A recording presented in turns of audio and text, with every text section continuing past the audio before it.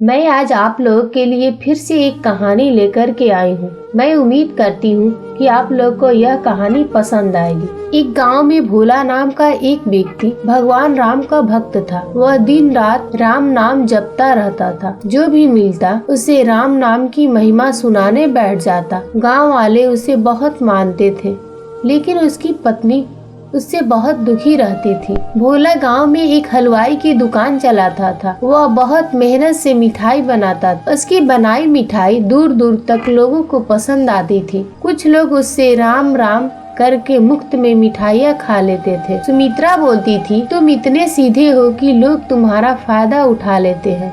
भोला बोला, मैं तो प्रभु श्री राम का नाम लेकर मिठाई बनाता हूँ। कुछ लोग खरीद लेते हैं और कुछ लोग प्रसाद समझकर खा लेते हैं।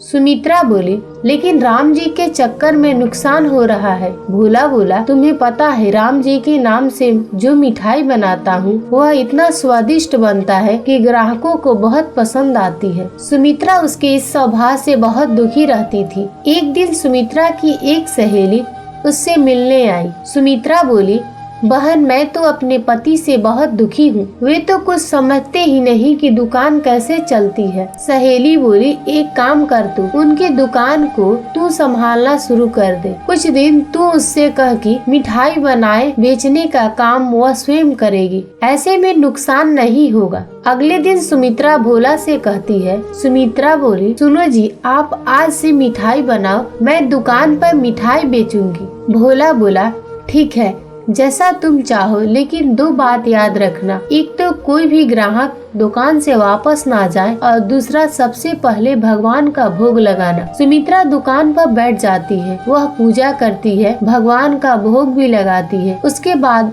उसके पास ग्राहक आने लगते हैं। पहले के दिन की तरह उसकी मिठाई खूब बिकने लगती है। तभी एक बूढ़ा आदमी दुकान पर आया। सुमित्रा बोली, बाबा क्या चाहिए? बूढ़ा आदमी बोला, बेटी, मुझे एक मिठाई खाने का मन है, लेकिन मैं खरीद नहीं सकता। सुमित्रा बोली, बाबा, यहाँ तो बिना पैसे मिठाई नहीं मिलेगी। मेरे पति पहले ही बहुत नुकसान कर बैठे हैं, अब यह सब नहीं होगा। बूढ़ा आदमी बोला, कोई बात नहीं बेटा, वे जो राम जी को भोग लगाई है वह मुझे दे दो। उसे तो तुम अब बेचोगी नहीं, भगवान का प्रसाद समझकर ही दे दो। सुमित्रा बोली, नहीं बाबा, कहा ना आपको पैसा लाओ तभी मिठाई मिलेगी। यह सुनकर बूढ़ा आदमी वापस चला जाता है। शाम के समय जब भोला दुकान पर पहुंचता है तो देखा भोग की मिठाई रखी है। भोला बोला, क्या हुआ, आज बाबा नहीं आए? सुमित्रा बोली, कौन बाबा? एक बूढ़ा आदमी आया था, मैंने भगा दिया। भोला बोला, यह तूने क्या किया? जब से मैंने दुकान खोली है हर दिन वे बाबा आते हैं और भोग की मिठाई खाते हैं। उनके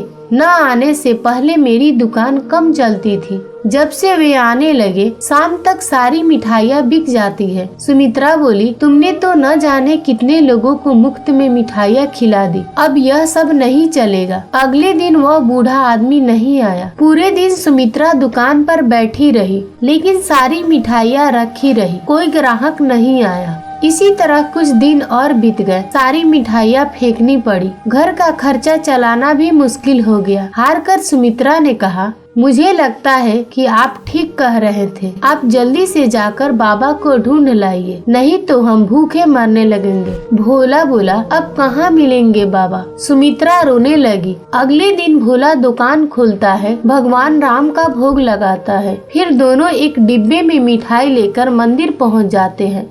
भगवान श्री राम के चरणों में मिठाई रखकर भोला कहता है, प्रभु, आपने आना बंद कर दिया। सुमित्रा बोली, यह आप क्या कह रहे हैं? भोला बोला, ध्यान से देखो श्री राम की मूर्ति को। सुमित्रा मूर्ति को देखती है तो उसकी आंखों से आंसू बहने लगते हैं, क्योंकि मूर्ति के अंदर उसी बूढ़े आदमी की झलक दिखाई दे रही थी। सुमित्रा बोली, प्रभु, मुझे माफ कर दीजिए, आप स्वयं भोग लगाने आते थे, मैं मूर्ख आपको पहचान नहीं सकी। मंदिर से आकर भोला ने दुकान खोली।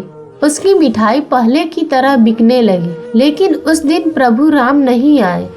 अब भोला और सुमित्रा सुबह दुकान खोलते ही भगवान का भोग लगाते। उसके बाद दुकान के बाहर खड़ी होकर मिठाई आने जाने वाले लोगों को बांट देते।